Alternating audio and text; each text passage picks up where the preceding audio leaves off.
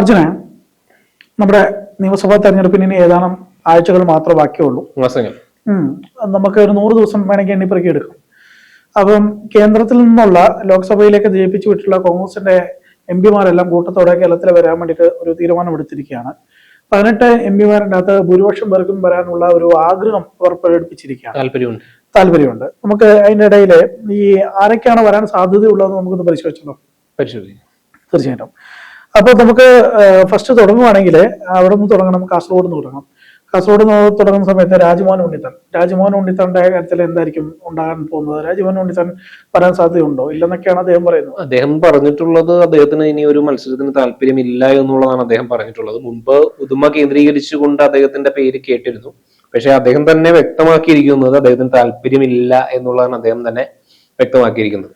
പിന്നെ ഈ 19 എംപിമാരുടെ കാര്യം പറയുമ്പോഴും നമ്മൾ മനസ്സിലാക്കേണ്ട മറ്റൊരു കാര്യം എന്ന് പറയുന്നത്, ഈ എംപിമാർക്ക് പ്രത്യേകിച്ച് ലോക്സഭയിൽ പണിയൊന്നുമില്ല, വെറും വാഴകളായിട്ടുള്ള എംപിമാരാണല്ലോ.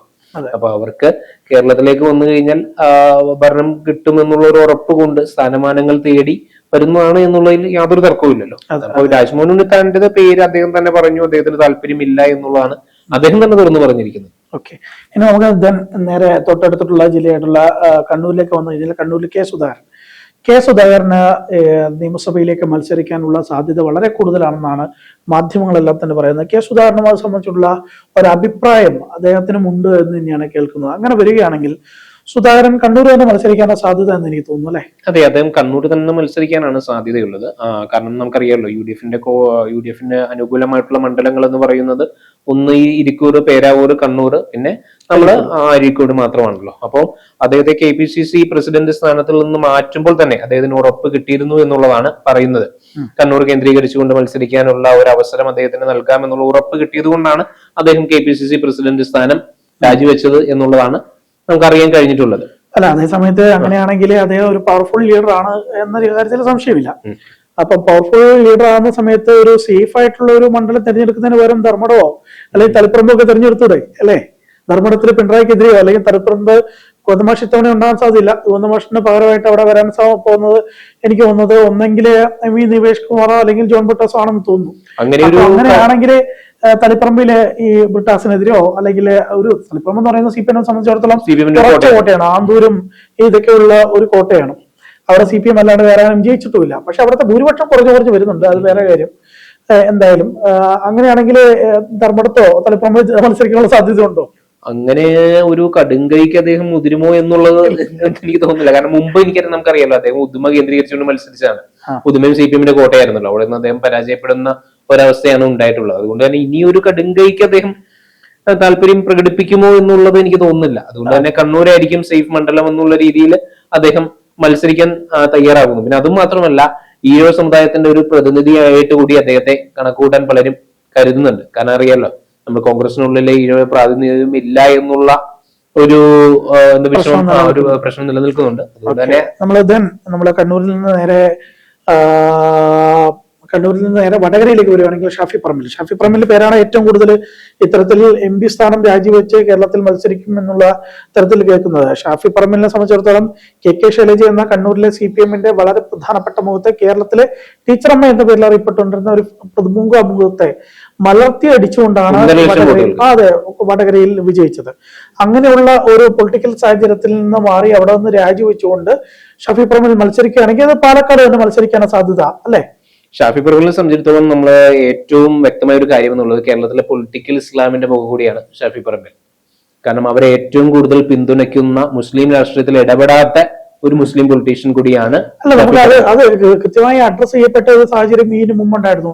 ഷാഫി പറമ്പിലിന്റെ ഈ രാഹുൽ മങ്കൂട്ടത്തിൽ വിഷയവുമായി ബന്ധപ്പെട്ട് CPM തടയുന്ന ഒരു സാഹചര്യമൊക്കെ വന്ന ഒരു ഘട്ടത്തില് അവിടെ ഇറങ്ങിക്കൂടിയത് കൂടുതലും ഒരു പ്രത്യേക മതവിഭാഗത്തിൽപ്പെട്ട, അതിനകത്ത് എല്ലാ മതസ്ഥരും ഉണ്ടെന്ന് പറയുവാണെങ്കിൽ ഒരു പ്രത്യേക വിഭാഗത്തിൽപ്പെട്ടവരാണ് കൂടുതലായി കൂടുതലായിരുന്നുള്ളത്. അദ്ദേഹത്തിന് ഒരു മതേതര പട്ടമൊക്കെ ഉണ്ടെങ്കിൽ പോലും ഏറ്റവും കൂടുതൽ അവർ പിന്തുണയ്ക്കുന്ന, പൊളിറ്റിക്കൽ ഇസ്ലാമിസ്റ്റുകൾ പിന്തുണയ്ക്കുന്ന ഏറ്റവും വലിയ വ്യക്തി എന്നുള്ളത് ഈ ഷാഫി പറമ്പിൽ തന്നെയാണ്. പിന്നെ അദ്ദേഹത്തിന്റെ കഴിവ് എന്ന് പറയുന്നതിൽ നമുക്ക് യാതൊരു തർക്കവുമില്ല.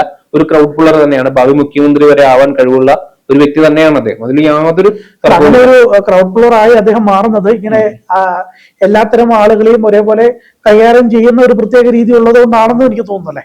അങ്ങനെ വേണമെങ്കിൽ നമുക്ക് വിലയിരുത്താം. എന്തായാലും ഷാഫി വരുവാണെങ്കിൽ പാലക്കാടേക്ക് തന്നെ വരാൻ സാധ്യതയുള്ളൂ. രാഹുൽ മാങ്കൂട്ടത്തിൽ ഉണ്ടാക്കിയിട്ടുള്ള ഒരു നെഗറ്റീവ് ഇമ്പാക്ട് ഉണ്ട്. ആ നെഗറ്റീവ് ഇമ്പാക്ടിന്റെ പുറത്ത് ഷാഫിയെ പോലെയുള്ള ഒരു വ്യക്തി അവിടെ മത്സരിച്ചു കഴിഞ്ഞാൽ മാത്രമേ അവിടെ വിജയിക്കാൻ സാധ്യതയുള്ളൂ. അവിടെ ബി ജെ പി അക്കൗണ്ട് തുറക്കാൻ സാധ്യത വളരെയധികം കൂടുതലുള്ള BJP-യുടെ A+ കാറ്റഗറി മണ്ഡലത്തിലുള്ള മണ്ഡലമാണ്. അപ്പൊ അവിടെ അവിടെ അക്കൗണ്ട് തുറക്കാതിരിക്കാൻ വേണ്ടി ഷാഫിയിലൂടെ കഴിയും എന്നുള്ളത് തന്നെയാണ് കോൺഗ്രസ് കണക്കാക്കുന്നത്. മാത്രമല്ല രാഹുലിനെ അവിടെ കൊണ്ടുവരുന്ന ഘട്ടത്തിൽ തന്നെ തന്റെ ഏറ്റവും പ്രിയപ്പെട്ടവനെ അവിടെ അതെ, അവിടെ പാലക്കാട് വേറെ ആളില്ലാത്തതുകൊണ്ടല്ല പത്തനംതിട്ടയിൽ നിന്ന് രാഹുലിനെ കൊണ്ടുവന്നത്. അപ്പൊ ആ സാഹചര്യം നിലനിൽക്കുന്നുണ്ട്. അപ്പം രാഹുൽ അവിടെ മത്സരിക്കുകയാണെങ്കിൽ ഈ ഷാഫി മത്സരിക്കുകയാണെങ്കിൽ അത് പാലക്കാട് തന്നെ മത്സരിക്കാനുള്ള സാധ്യതയാണ് കൂടുതൽ എന്ന് നമുക്ക് വേണമെങ്കിൽ നമുക്ക് അനുമാനിക്കാം. ദെൻ നമ്മൾ നേരെ നോക്കുകയാണെങ്കിൽ മധ്യ കേരളത്തിൽ തൃശ്ശൂരിലോ അല്ലെങ്കിൽ എറണാകുളത്തൊന്നും അത്തരത്തിൽ രാജിവെക്കുന്ന സാഹചര്യം നിലവിലില്ലെന്നാണ് നമുക്ക് മനസ്സിലാക്കാൻ സാധിക്കും. നേരെ ആലപ്പുഴയിലേക്ക് പോകുകയാണ്. ആലപ്പുഴയിൽ രാജ്യസഭാ MP സ്ഥാനം രാജിവെച്ചുകൊണ്ടാണ് ലോക്സഭയിലേക്ക് ആലപ്പുഴയിൽ നിന്ന് KC വേണുഗോപാൽ മത്സരിച്ച് ജയിച്ചിട്ടുള്ളത്. കോൺഗ്രസിലെ വളരെ പ്രധാനപ്പെട്ട crowd puller, ACC general secretary, ഹൈക്കമാൻഡിലെ നിർണായക ശക്തി, കേരളം സംബന്ധിച്ചിട്ടുള്ള കാര്യങ്ങളിലും എവിടെയൊക്കെ തെരഞ്ഞെടുപ്പുണ്ടോ അവിടെയൊക്കെ പ്രധാനപ്പെട്ട വാർ റൂമുകൾ തുറക്കുക, അവിടെ പരാജയപ്പെടുത്തുക എന്നുള്ള വളരെ പ്രധാനപ്പെട്ട ഒരു ചുമതല ഏറ്റെടുത്ത് പ്രവർത്തിക്കുന്ന വ്യക്തിയുള്ള KC വേണുഗോപാൽ നിലയിലേക്ക് ഉയർത്തിയത് അദ്ദേഹത്തിന്റെ അദ്ദേഹത്തിന്റെ കഴിവ് തന്നെയാണ് കോൺഗ്രസിനെ ഈ നിലയിലേക്ക് രാജ്യത്തെ ഉയർത്തിയത്. 3-4 സ്റ്റേറ്റിലേക്ക് മാത്രമായി ഉയർത്തിയത് അദ്ദേഹത്തിന്റെ കഴിവുകൊണ്ട് തന്നെയാണ്. അപ്പം KC വന്നു കഴിഞ്ഞാൽ KC വരുമോ ഇല്ലയോ കാര്യത്തിൽ നമുക്ക് ചർച്ച ചെയ്യേണ്ടതില്ല. അദ്ദേഹം തന്നെയാണ് അവിടെ രാഹുൽ ഗാന്ധിക്ക് എല്ലാ കാര്യങ്ങളും പറഞ്ഞു കൊടുക്കുന്നതും രാഹുൽ ഗാന്ധി പല ഘട്ടത്തിലും പല ഉയർത്തിക്കുന്ന അല്ലെങ്കിൽ ഉയർത്തിവിടുന്ന മണ്ഡലങ്ങളുടെ എല്ലാം തന്നെയാണ്. തീർച്ചയായിട്ടും പിന്നെ ആലപ്പുഴ മണ്ഡലത്തിലെ സംബന്ധിച്ചിടത്തോളം നമ്മൾ പറയുകയാണെന്നുണ്ടെങ്കിൽ 1991-ലും 96-ലും 2001-ലും ഇദ്ദേഹം തന്നെയാണ് ആ മണ്ഡലത്തെ പ്രതിനിധീകരിച്ചത്. നേരിട്ട് വരുന്ന ഘട്ടത്തില് അവിടെ കേസ് തന്നെ എന്തായാലും നിലവിൽ അവിടെ 11,646 വോട്ടിന്റെ ഭൂരിപക്ഷത്തിലാണ് ചിത്തരഞ്ജൻ ജയിച്ചിട്ടുള്ളത്. അങ്ങനെയാണെങ്കിൽ അവിടെ വളരെ നിസ്സാരമായിട്ട് KCക്ക് ജയിക്കാൻ പറ്റുന്ന ഒരു സാഹചര്യമാണ് ഉള്ളത്. KC വരുമോ ഇല്ല കാര്യത്തിൽ എന്തായാലും നമുക്ക് മറ്റാരോട് ചോദിച്ച കാര്യമില്ല.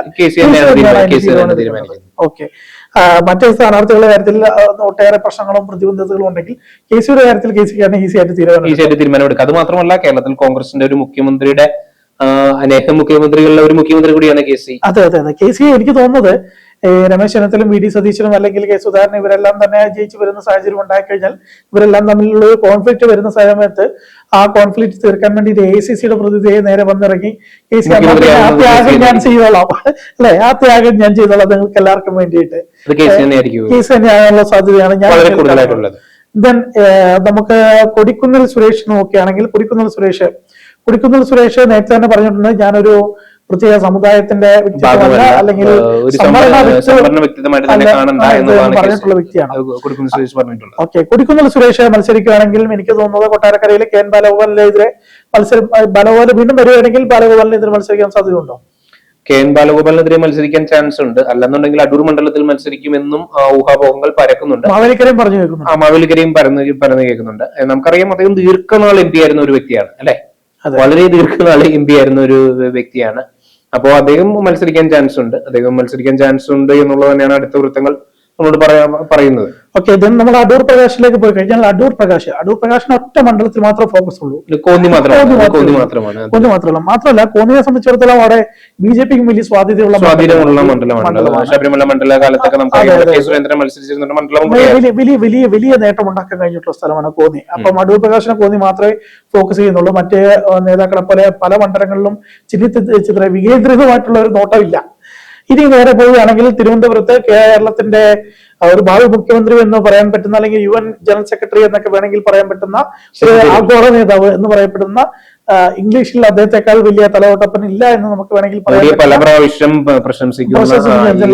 ശശി തരൂരിനെ സംബന്ധിച്ചിടത്തോളം ശശി തരൂര് അങ്ങനെ മത്സരിക്കാനുള്ള സാധ്യത ഉണ്ടോ? ശശി തരൂരിനെ സംബന്ധിച്ചിടത്തോളം അദ്ദേഹത്തെ ഇനിയിപ്പോ കോൺഗ്രസ് ഒന്നാമത്തെ കാര്യം കോൺഗ്രസിന് ഒരുപാട് മുഖ്യമന്ത്രി സ്ഥാനാർത്ഥികളുണ്ട്. ശശി തരൂർ കൂടി മത്സര രംഗത്ത് വന്നിട്ടുണ്ടെന്നുണ്ടെങ്കിൽ ഒരു മുഖ്യമന്ത്രി കാൻഡിഡേറ്റ് കൂടി ആയിട്ടുണ്ട്.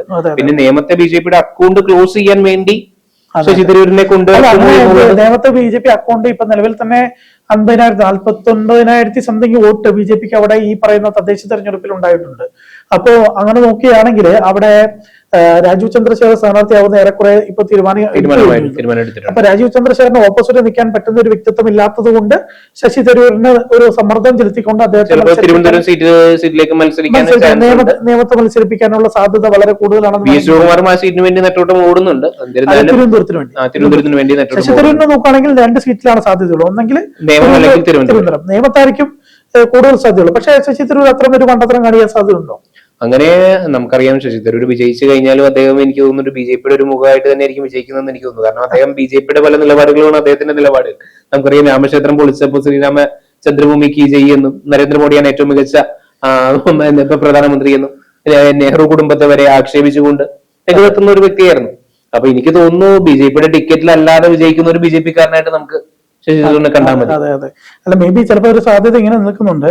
ശശി തരൂരിന് അങ്ങനെ ഒരു ആഗോള ബ്രാൻഡ് ഉണ്ടാകണ്ട, കേരളത്തിലെ ഒരു MLA ആയിട്ട് നിന്നാ മതി എന്ന രീതിയിലേക്ക് KCയും ടീമും ഒതുക്കപ്പെട്ട് നേമത്തോ തിരുവനന്തപുരത്തോ മത്സരിപ്പിക്കാനുള്ള സാധ്യതയിലേക്ക് അങ്ങനെ ഒരു സാധ്യത വേണമെങ്കിൽ നമുക്ക് തള്ളിക്കളയാൻ കഴിയില്ല. കാരണം ബിജെപിയുടെ അക്കൗണ്ട് ക്ലോസ് ചെയ്യുക എന്നുള്ള ഒരു ചാൻസും അവര് പരിഗണിക്കുന്നുണ്ട്. അങ്ങനെയാണെന്നുണ്ടെങ്കിൽ ശശി തരൂരിനെ നിയമത്തിൽ തന്നെ പ്ലേസ് ചെയ്യേണ്ടതാണ്.